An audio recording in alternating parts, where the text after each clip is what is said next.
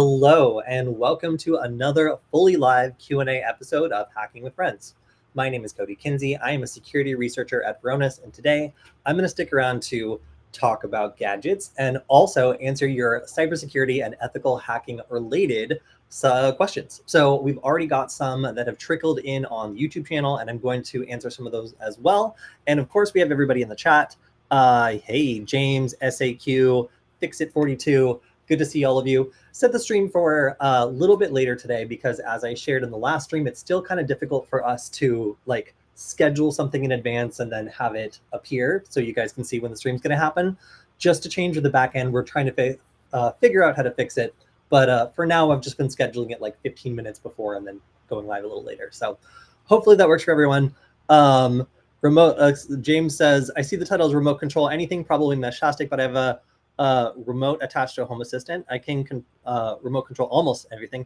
Okay, well, I don't know what that is, but I kind of probably wish that I had known about it when I was working on this project last night. So one of the cool things about knowing a little bit about not just programming, but also hardware is that you can make prototypes from basically garbage, and you can do it very, very easily. You know, you don't necessarily need to have a lot of supplies. It doesn't need to be a best case scenario. Now, I'm armed with just enough electrical engineering knowledge to know what the basic components are and what tools you have at your disposal to solve a problem. So last night, my friend and I were tackling the problem of how do you remotely control basically anything that has a button or a switch. And there's a lot of different ways of doing this, but I think that this is probably one of those things where anybody who's seen something that has a button that controls it and they were like, I want to take direct control of this. I wish I could control it remotely, or I wish I could make it do something that wasn't designed to do. That, in my mind, is the definition of hacking a device. So today, this actually isn't about Meshtastic. This is instead about just the process of how one would go about changing a device from being operated by a button to instead having something that's operated by code or able to be controlled very precisely. So, oh, hello, Rodrigo and everyone else. So yeah, and look at this. We have one of our little bites from our last show, Null Bite, on the stream. Cody's my hero. Thank you so much, Brandon. I think that was your name. So also, I just wanted to shout out, if you are going to be in the Los Angeles area, the next get-together I'm going to be hosting is a Meshtastic meetup. I believe it's going to be this Saturday, but stay tuned for me to share the link to the meetup page where it's going to be hosted. I'm going to be giving out an excessive amount of the security forward and Hacking with Friends stickers, which are really great and awesome, and I like a lot. And also, I have a big bag of various Meshtastic things I'm going to be bringing to talk about, which is going to be cool. So I believe, hopefully, we're going to have some of the people from SoCal MeshNet, which is a network I've been talking about on the show a little bit, because in the Los Angeles area, this is the biggest distributed, off-grid network that people have access to. So theoretically, anyway, you can pass a message all the way from Orange County all the way up to Santa Clarita through this network of private repeaters, and a lot of them might look something like that. So this is a rugged form factor of a Meshtastic device, and this is the most recent one that I got. It's a Lily Go T Echo, and I've had a lot of Heltec devices, I got one right here, and other things that are kind of lower cost. Just this one uses e-paper, which I think is interesting, and it's nice, but it's not rugged. I've already dropped it several times, once live, to show you how rugged it really is. But this is a pretty durable e-paper display, ink display, where it's recessed a little bit. The case is really nice. There's a battery to it. This is a really nice high gain antenna. Yeah, overall, there is just enough features baked into this that I'm like, wow, this is actually worth the $65, $70 that this is. When I could get another Meshtastic device for I don't know, $16, something like that, off AliExpress. So for anybody who's wondering, hey, I want to do some cool programming stuff with this network, what should I buy? Well, we'll be talking about that at the meetup. So yeah, we'll have more details later, but I would like to get some people together in the Los Angeles area. So if you're in the area, hopefully we can meet up at Null Space Labs on Saturday. All right, so let me switch over to my other screen, and I'm going to talk a little bit about the outcome of this project, which was This hideous thing. All right, so let's say that we have a problem that we want to solve. And in this case, we have the problem that fireworks, while amazing, are dangerous. And there's a number of, holidays in the United States where we are setting off fireworks. And where I live in Montana, the only thing that really is illegal are bottle rockets for some reason. Everything else is completely fair game. So sometimes you're setting off fireworks where if they were to go off in the tube, they would shower everybody with shrapnel and cause a lot of injuries. So if we're setting off these fireworks, it's nice to do it from a safe distance. Now, I came up with a solution for this years ago on the Nullbyte channel that was absolutely crazy. And moreover, it almost directly led to this job I have today because it got pulled from YouTube and caused a big to-do because people were like, oh, you're making a remote thing that's going to be able to set off a thing. Like, I wonder if that could be used for something bad.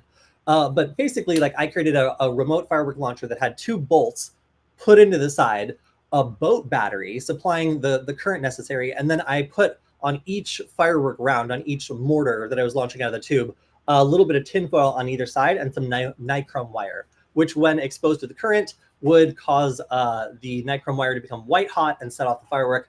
This was a very stupid design. So my friend, Brandon, no relation to the Brandon on the show commenting, created this really cool and interesting prototype to be able to add Wi-Fi control via a relay to this lighter. So you can see here that it is able to create an arc, which you could then put against the fuse of a firework.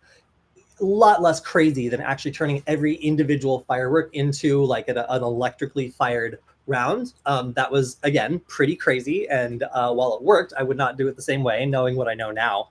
So instead, Brandon was able to use this ESP8266 to add Wi-Fi control, use this relay to control when the button was actually being pressed, and then soldered, let me see if we can get a still frame. There we go. Soldered the output of this relay to either side of the button.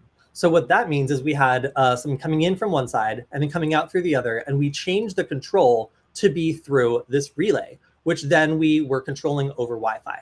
Now, there's a lot of different ways of doing that, but the way that Brandon did it was pretty cool and interesting. So this is a live fire demo where this is when you see the relay going off and you see the blue lights turn on, that means that it's firing and it's being fired programmatically. It's not being pressed anymore. So this can be applied to basically anything where you have a device that you want to control remotely.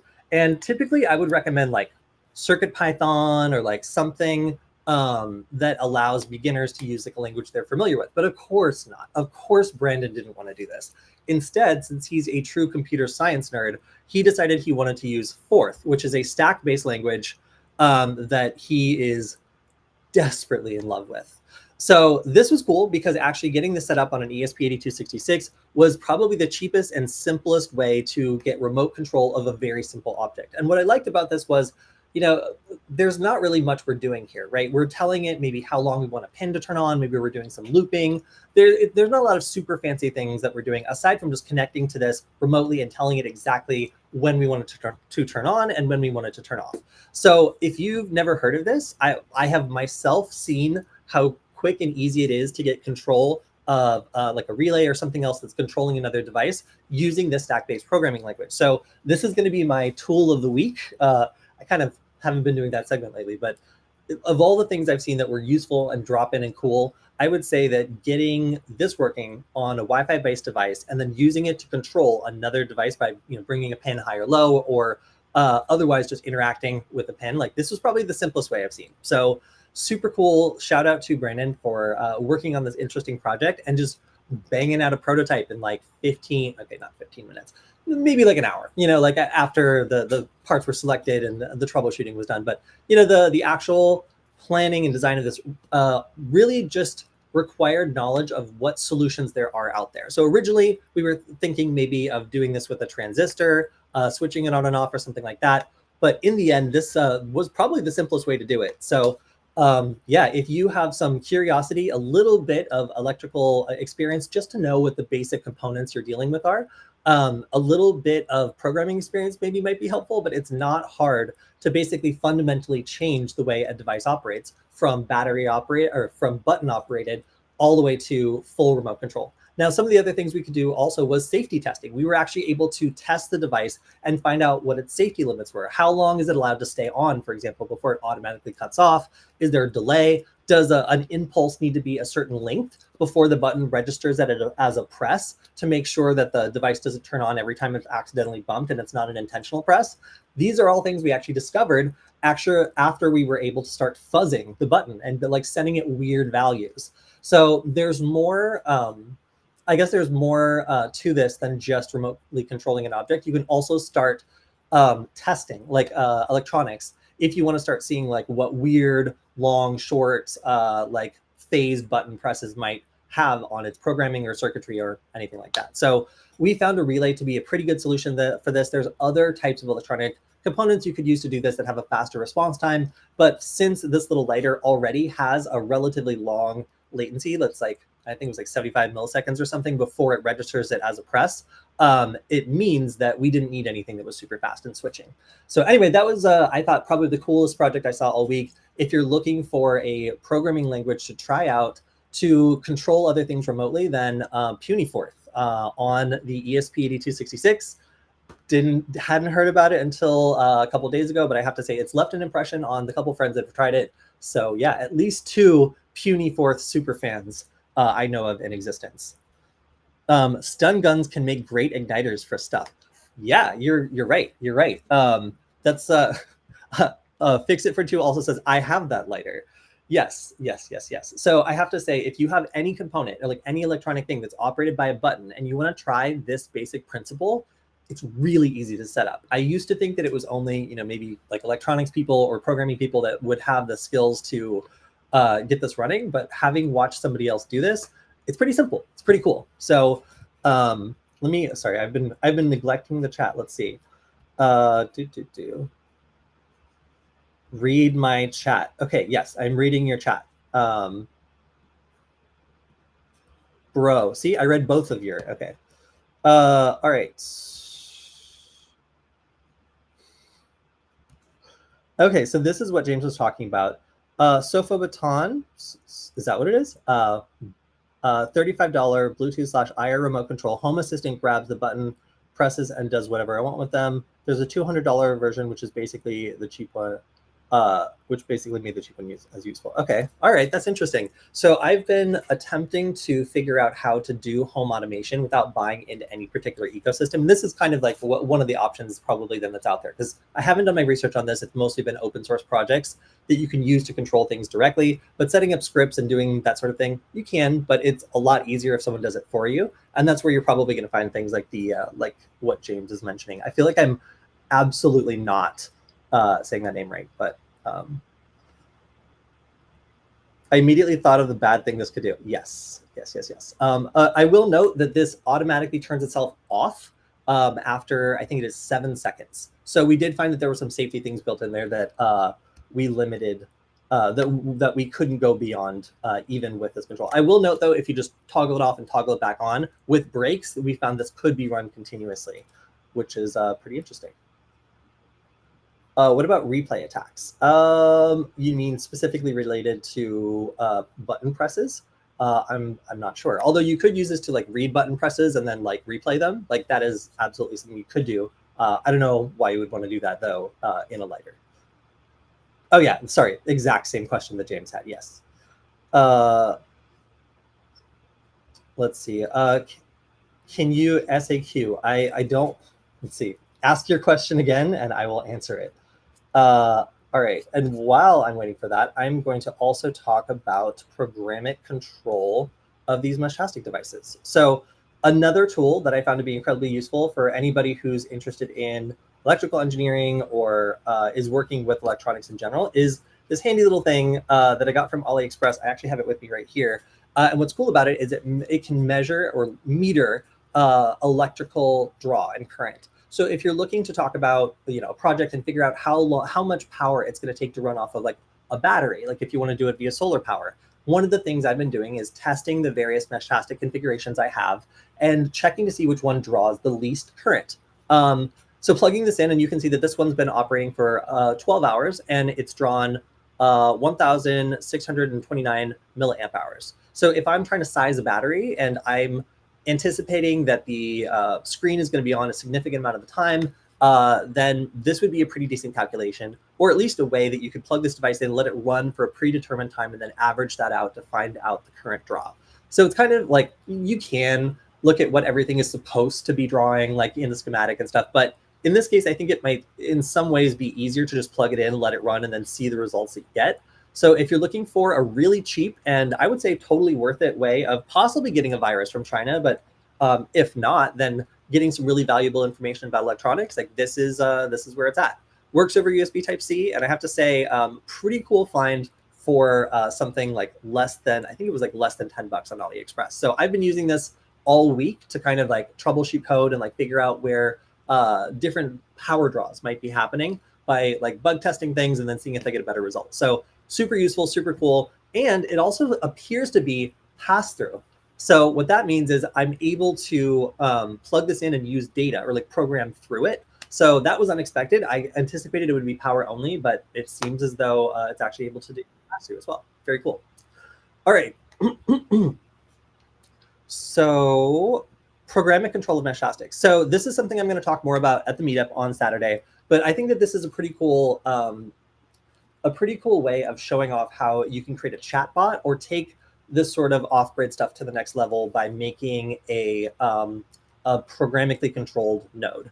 So when you are working with Meshtastic, it has a Python API, and you can just like pip install the Python library in order to control that with very, very basic syntax, like sending single line messages that will like give you a list of every node in range and all these other things that are useful for getting an idea of the radio environment that you're operating in. For example, you could write some code to give you a list of all the available nearby nodes, address a specific one, send it a message, and then monitor for a reply.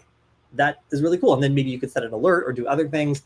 So being able to integrate Meshtastic then into a computer, we were talking about like creating an evil C2 server. Well, the first thing you would need to do to create an off-grid C2 server that represents a real threat to an IT department, to basically anyone, would be programmatic control of nodes so that they could act as a relay or perform some sort of other function. So there's certainly a lot of things that you can bake into the node itself, like it can connect to Wi-Fi, and that's all great. However, if you really want to make sure that a computer can really be integrated into the solution so that you've got all the power of the computer behind it, or maybe the computer is the target and it's communicating with the node, then this is a great way of setting all of that up to either be run remotely or autonomously or something like that. So yeah, I want to show off the screen again, just to show kind of what this looks like. So these are all the basic different models that I've created. One of them is just in a 3D printed case. But the idea here is all of these different nodes are connected, and most of them are being run by a Python script. And that means that it's pulling down information. It's having them like have conversations with each other. It's also able to load configuration. So an example of this would be if I wanted to set up a private network where only these devices could talk to each other, then I could have all these devices set up and flash basically with the same information directly from the Python script and make it so that they're all chatting privately in an encrypted fashion that nobody else can eavesdrop on. So that's pretty crazy. Oh wow, warning, all AliExpress plus Tmux products somehow communicate wirelessly to Chinese servers. Noted. Yes, I would say that there are some security risks when it comes to getting stuff off AliExpress, especially like anything that you plug directly into your computer, like USB-C. Like I always have to wonder, like maybe there's bad USB built into it. Maybe it's got a wireless, whatever. But could this be like an evil device? Like very possibly. But yeah, so I think I'm going to go over more of the applications of programmatic control, but I wanted to just shout out Meshtastic as being pretty compatible, like when it comes to getting this like set up and working. It seems as though the Python script might not be super well documented, but it just kind of works. So I'm going to show a little bit more off probably after I get this guy set up. So first, I'm going to take some questions since I've been mostly talking and letting people get settled in and getting some questions add up. Average Joe, please do cite your source there if there's a recent expose on that. I will cover it on the news stream. About replay attacks and lighting fireworks, I was thinking like if someone would set up a remote button for a fireworks show, someone could sabotage it and cause damage. So that's actually really good because my most coveted thing to hack is actually a fireworks show. If I was so in Montana, we have on some of the lakes floating barges that are wirelessly triggered to set off the fireworks show at a certain point. Now, obviously, like the signal is only sent once a year, but if they were to use the same signal the next year, theoretically, someone could then send that signal again and cause the fireworks to go off. Now, obviously, that should never happen. So I don't know why somebody would attempt to do that.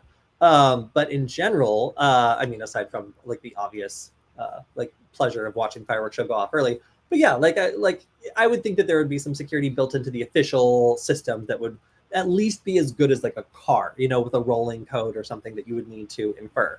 So I will say that if you're going to be making something that has a critical function, like, you know, a fireworks launcher, then you need to build some safety precautions into it. For example, like a way of making sure that it's disconnected when you're going to be loading or unloading or anywhere close to it, being able to like either manually disconnect it or have another way of making it like fail safe so that if it's not in use, it's not going to go off, would probably be the first thing you want to do once you actually get it functional. Now, there's ways of also making sure that the code that's being sent is not the same all the time. So that's where something like a rolling code would be really good. So if you have a fixed code and you're sending the same message over and over, then the system that I was just talking about, this puny fourth, without some sort of obfuscation or like some sort of like way of making it so you weren't just sending a message in plain text directly over like an HTTP connection, that would be a problem because somebody would be able to sniff that and they could then replay the exact same message. Now, the reason why that is because we're just sending a tiny like snippet of code, and that is directly running like everything that's happening. So if somebody were to just copy that and send the same message, there would be no way for the system to be able to tell that it wasn't supposed to just do it. So yes, thank you for pointing that out.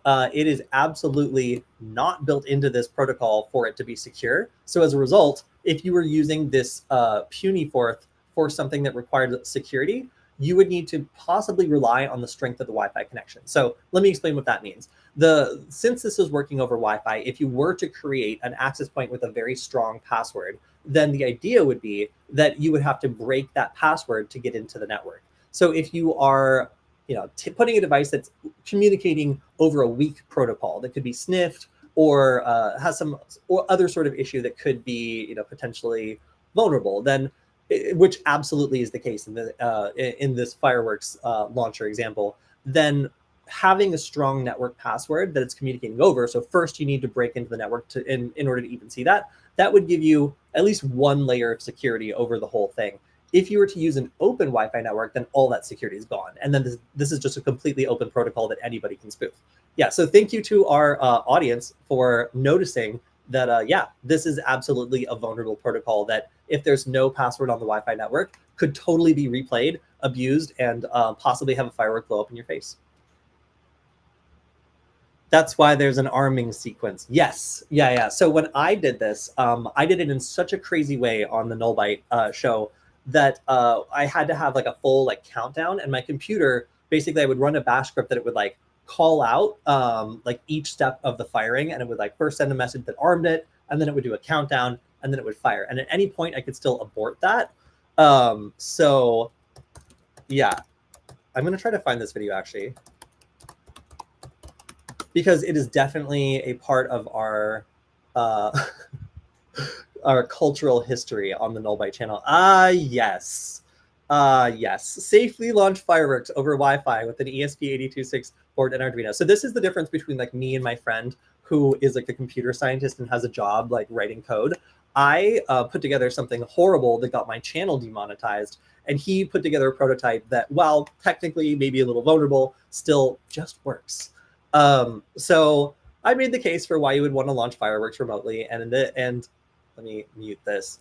I'm like, okay, that's funny. Yes. All right. So the end result here is a little bit of code that in the end, oh my gosh, look at this thing. I think in the end I used like a boat battery, and this was the final result. It was not pretty, but it did work. So this is definitely so the newest version is definitely an improvement over this. As you can see, this is not ideal. The fact you have to rig up each individual firework on my version was very stupid. but it's in the end was worth it. I would say, let's see. All right, yeah. So there you go. You can see we could use this to launch a bottle rocket or do whatever else we want to do. And this is kind of the same principles as what I was talking about at the beginning of the show, where when you want to control anything remotely, in this case, the relay that I'm using here is able to switch enough current to easily set the nichrome wire white hot and set off the firework that we're looking on. Here, I just attach it directly to the fuse. But I think that my friend Brandon really did a better job with getting this upgraded to instead run off of a like grill lighter. So super cool. You can use this technique for just about anything. The major difference between my take on this and Brandon's take was one, the way we were setting off the firework, which mine requires a tremendous amount of current, and his conveniently charges over USB Type-C. So I have to say, I think that his is better. And yeah, the fact that mine also was internal. It was using 2 bolts on the inside of a firework mortar launcher to actually set everything off. That would get coated in hot gases, and it would make it so it was no longer conductive. I would have to clean it off. It was terrible. It was not a good idea. So Brandon wins at designing a remote firework launcher. Now we just need to make it secure. Otherwise, people will probably figure out how to do the replay attack that was mentioned. Any news on the new flipper? So I've been seeing that they've been coming out with a new Linux-based one for a while, but I haven't seen the actual product launch. So I'll probably cover it on the Friday stream if it recently dropped. I just haven't seen it actually. Okay. Well, I'm glad you like the Q&A. This is probably my favorite show I get to do, and that's why I push very hard for the Hacking with Friends sticker, because that's kind of what I see this as. Like, I'm just talking with all of you about not only some of the cloud security things I'm going to be going over on Friday, but also just like generally what's out there. What are people talking about? What's hot and new in the hacker community? So yeah, that's why I will definitely look up the news on the flipper, because I want to cover more interesting tools. All right. Let's see. Hold on a sec.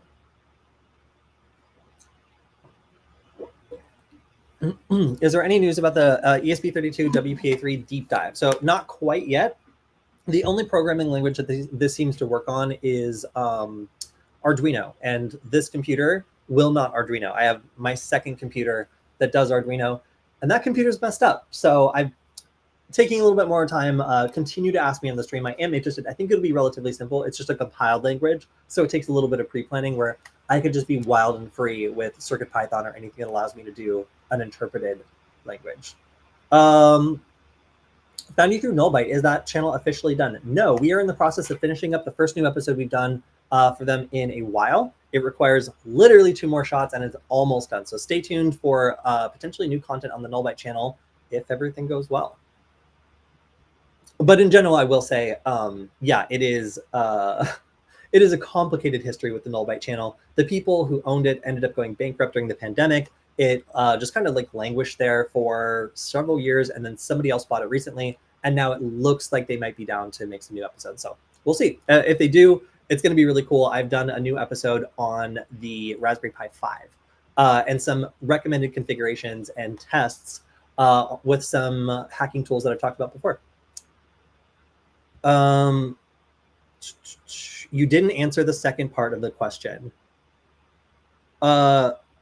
The cool thing you wanted to do with satellite stuff, I don't remember. I've done so many streams, but I will try to remember. Generally, Angelina is the one that does all the satellite stuff in our little group, so I maybe might have to ask her. All right, let's see. So I wanted to cover also some of the new content that came up this week. Just a quick shout out on that. We have Killian looks very disgusted in this comment because the MetaBank hack didn't have to happen.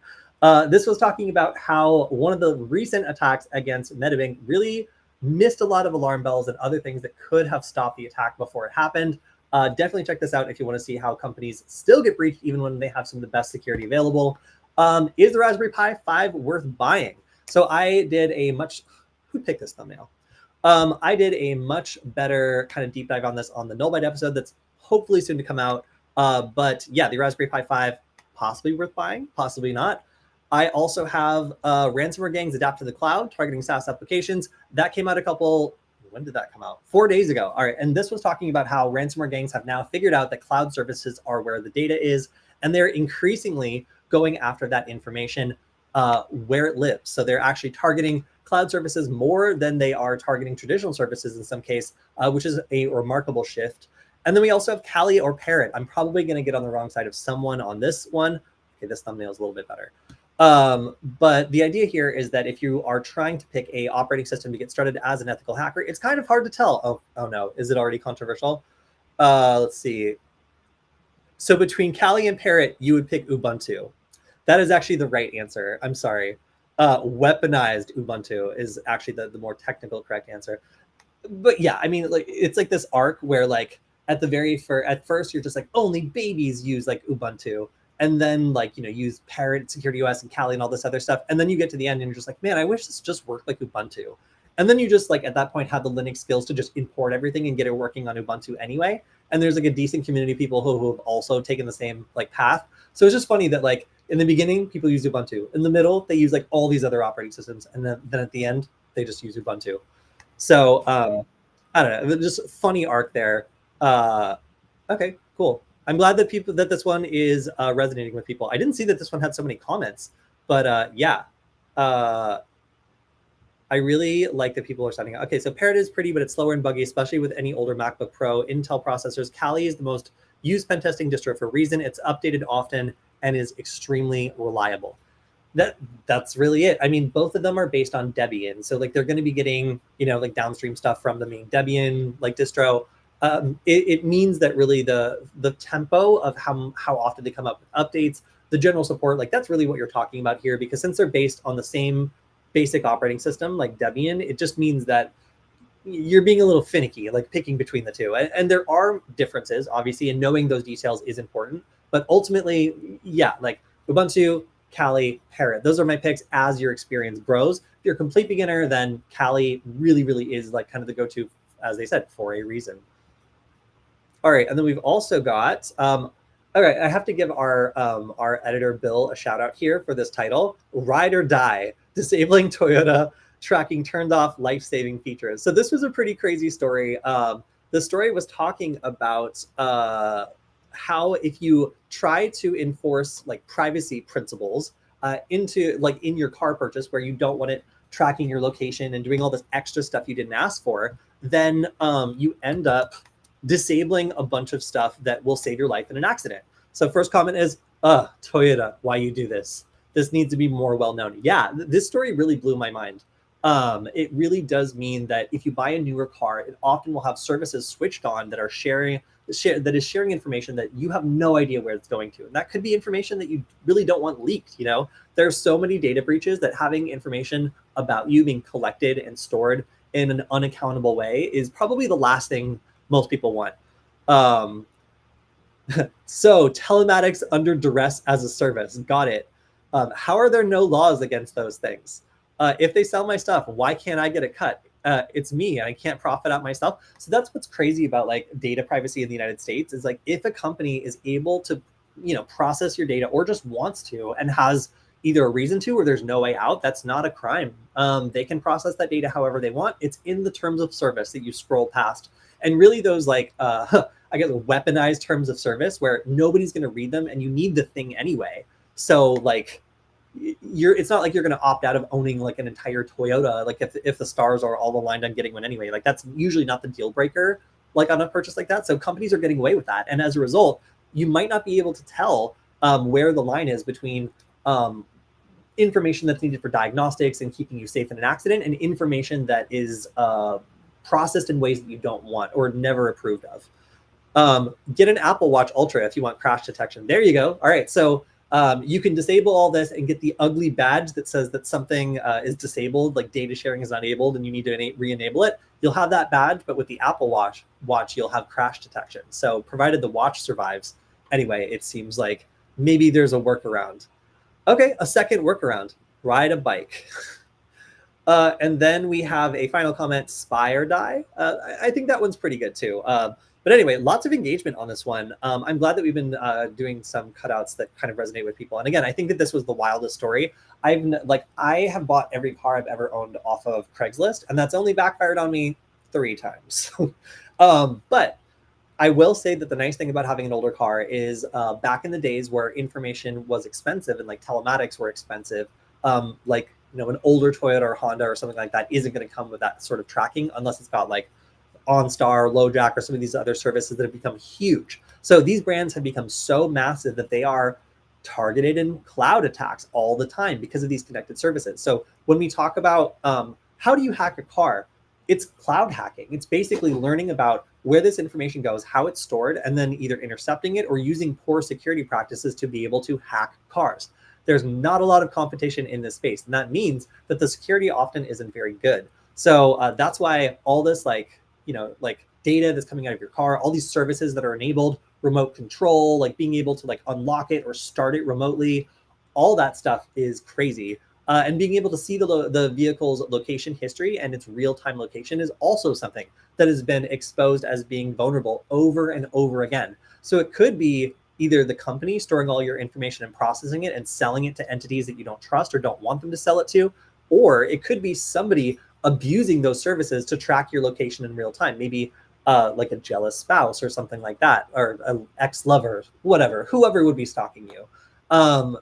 The ability to take like a vehicle's VIN number and then plug it into one of these systems and then get back there like a car's real-time location, that is a real thing. That actually, we were talking about that last year as something that was revealed as being possible. Obviously, like a VIN number is required to be visible in order to give you a ticket. So somebody walking up to one of these cars, and this was multiple brands of cars, not just one, and getting your VIN number was enough to then go on this like vulnerable cloud system the car was connected to and pull the car's real-time location later. So nobody likes that. But often, because this is either set up at the dealership or you might buy a car where this was set up ahead of time and you just don't know that it's already on or how to configure it. Like, how many people think to get into, your like a used car's telematics system and reset all the stuff to your information? Like, no, it's probably either going to be set up by the dealer or it's going to be set up by, the person who owned the car like before you. So that means that either the dealer or whatever else could theoretically then access that system and like do things like remotely unlock your car. Is that something you want? I don't know. It's maybe it would be convenient, but also if they were ever breached or someone were to take advantage of the system, it would certainly cause a lot of problems. So that's why car hacking is often everybody thinks it's just like crazy, like replay attacks and physical proximity, but sometimes it's not. A lot of the time, it just has to do with the telematics that are built into new cars that are almost impossible to disable.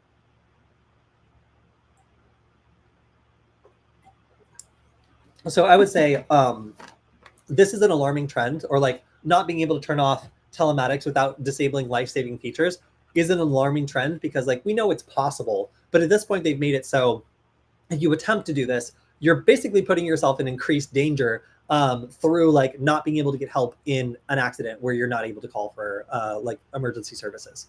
So pretty alarming. Not super happy about that. Yes, I've been letting YouTube automatically pick the thumbnails. You shouldn't do that. There's a lot of times where I am clearly blinking, or Killian looks really upset, or in some cases looking like he's going to cry. So in some cases it's funny because it looks like we're so upset about like the ransomware hitting like the forklift company that like we're about to go after, we're about to track down whoever did it. But yeah, pretty hilarious thumbnails that YouTube has been making recently. This one in particular is full of emotion and personality. So I think I'm going to keep it, honestly. Let's see. Have you had a chance to play with M5 Stack stuff? Lots of potential for silliness. Yes. Yes. So M5 Stack is another brand of electronics manufacturer who makes some really, really cool stuff.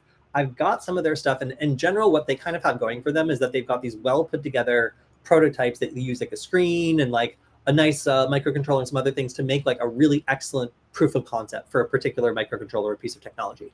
I do generally like their stuff. I think that of the different manufacturers out there, I use a lot of like Lolin, Wiimote, like, whatever, like Espressif boards. But I would say that M5 Stack is like a little bit more expensive than other microcontroller solutions. But this is their website, m5stack.com, if and when it loads. Oh, wow. Actually, that's so cool. Okay. Yeah. So I love really novel or cool proof of concepts for like microcontroller stuff. And in this case, let me pull this up. Like the first thing they have is the stamp, which is like you see this like colorful No, go back. Um, Colorful little like PCB like documentation they do on top. This is kind of like one of the things that they do very well as well. Um, they basically have these breakout boards that are set up so that you can, you know, plug out all sorts of things into the sides, but then they have like specific applications they can use for it. In this case, the stamp fly looks incredibly cool. So when we talk about potential for silliness, like absolutely this one seems like a lot of fun. And this is, you can see, is using the S3. So the ESP32S3 is what we use in our projects right now. And then we've got this little cute joystick too. Ridiculous. But as you can see, they've got kind of a modular like IoT style kind of thing. And I actually have this, I think, sitting at home. Um, it, um, Sorry, I was just noting the cutie punctuation here, but yeah, they have a lot of really cool stuff that has specific use cases. So like I said, smart factory, smart agriculture, smart retail, like they've got a lot of use cases that have been kind of really well thought out. So while some companies just generally you know, provide products that are bare boards, you know, like the one that we were using to remotely control the grill lighter or whatever that was, their stuff is a lot more purpose built. Like here's like a rotary tool. I was so confused by this at first, but I understand the proof of concept, right? Like you want to use a rotary in order to select things and then like maybe tap. Like I think it's a capacitive screen that can be tapped. Yeah, like if you haven't heard about these people, I think that they generally have a good reputation in the community. And I've seen some really nice stuff that I desperately want on my Twitter feed. So yeah, like I have to say they have a really good reputation. I own several of their products, and I think that their documentation is good, man. Like it seems like the kind of thing that you would enjoy using for like a final product. The only thing I'll note is that compared to other Chinese manufacturers that I use, like they're like 5 times more expensive. That's like not really saying much when the products I buy are like $1.80, and that's the price point I'm used to. But obviously, like, you know, if you want this nicer stuff, it's going to cost a little bit more. So okay, never mind. Like some of these are like $12, $17. Some of the ones I really wanted were more like $30, $40. But this is actually these are very reasonable. So yeah, okay. So I have to say, for cool hardware, definitely check out M5 Stack. They are one of the like 3 or 4 brands that I would recommend as being quite good for electronics. All right. All right. No gnome. Okay. Yeah, I'm sorry. I don't know anything about the gnome operating system. Let's see. Would you recommend someone who is very new to programming to start with C++? I would like to get into programming and was just wondering what you recommend. I've picked up on C++ stuff already. All right. So I was talking to somebody who's going into computer science last night, and I was just kind of reflecting on like my own experience with this. And I wanted to get in and just starting to write Python scripts. Like really, that's all I wanted to do. And instead, the curriculum at Pasadena City College insisted that I do a compiled language first. And I needed to like understand all these like computer science fundamentals. And I thought that was super dumb because I did not care. And our teacher also explained things in sports analogies, and that is not something that helps me. So I had a really hard time understanding my first C++ based programming because it was explained very poorly to me, but I still think it's very valuable, and I'll explain why. I think that using a programming language that requires a little bit more computer science to know and understand, that forces you to plan a little bit and strategize, it is very academic, it feels like. There are some things that feel a little arbitrary that you just have to get used to. But once you do it, it gives you a good foundation to write in most programming languages. I would not say that the same thing is necessarily true with Python. In Python, I am lazy, sloppy. I frequently forget about the proper way to do things, and I just do things that work but aren't ideal. There's less things to remember. There's less things to consider before just starting to write a program. So I would say if you want to just get started programming and throwing together prototypes, Python is perfectly fine. Lots of people use Python in parts of their job who are not computer scientists. And that's why I like it, except for the fact that it requires you to use a virtualized environment now, which I think is very annoying. But that's coming from someone who's completely destroyed my local Python installation. So there is a reason for that. So if you learn Python first, you're going to feel really cool. And you're going to feel like you can do anything. But in fact, if you try to go to another language like C++, there's going to be so many little things that you need to have figured out before you even start writing. Like what are the variables going to be? What data type are you using? Like these things all need to be very explicit. You need to have it like the details need to be sorted out in advance. I'm not very good with that, but learning about how to do it was very, very good for me because it gave me the foundations to be better at Python and better at other languages. So while it's definitely useful to stick to the stuff that's fun and like do just Python, I would say that C++ is going to give you skills that will be very rewarding. So if you can pick it up, if it's not discouraging to you, I mean, that's my only feedback though with the negative side of it is it's a very discouraging language to use because you have to just endlessly go back and like look up like various mistakes and find out like what's going on and do a lot of bug testing or bug fixing. That is a fundamental computer science skill though. So learning how to do it is gonna be, it's just the experience you got to do. So while it is a little bit discouraging, I feel like Python just makes you feel like you're an amazing programmer, and then C++ makes you feel like you suck, no matter what your skill level is. So yeah, I would recommend learning it. I think that it's a great language to learn, and I think that in general, while you could go with an easier language, it might not give you the skills that you're looking for.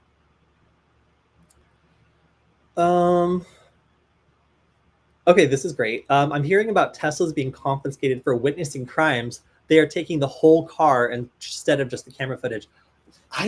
So law enforcement really seems to enjoy taking, like, for example, if a picture is taken on camera, and they're interested in the picture, they won't just take the card, they'll take the whole camera. The fact that this is applied to cars now is pretty interesting because previously it's like, oh, we're taking your dash cam. It's like, okay, well, who cares? You can take my dash cam, I can just get a new one. But if they're taking the entire Tesla, that's really interesting. I'm not sure how seizing that evidence would work. I drive an old car without any of that tracking stuff. Yeah, without any of the tracking stuff you know about. But yeah, no, it's probably a safe bet that it's at least not coming with a constant, deliberate, monetized flow of data streaming out of the car if it's old enough. Let's see. All right, so I think that we're almost through. We're almost through the stream. I think we've got maybe a couple more minutes. I'm just going through the last of the comments. Here are my sources. How Chinese servers are collecting your data. Okay, I'll take a look. I know that, for example, if you have an IoT product, like let's say you have a smart light bulb, that is going to be checking a Chinese server for updates, probably. And then, I mean, unless there's some, like sometimes there's laws where they have to have like a data server or a data center in the United States, and then like, but it's a Chinese company, so it's basically just a proxy. So like where the data is actually being stored is a little bit ambiguous, as it could be copied, it could be, there's lots of stuff that could happen.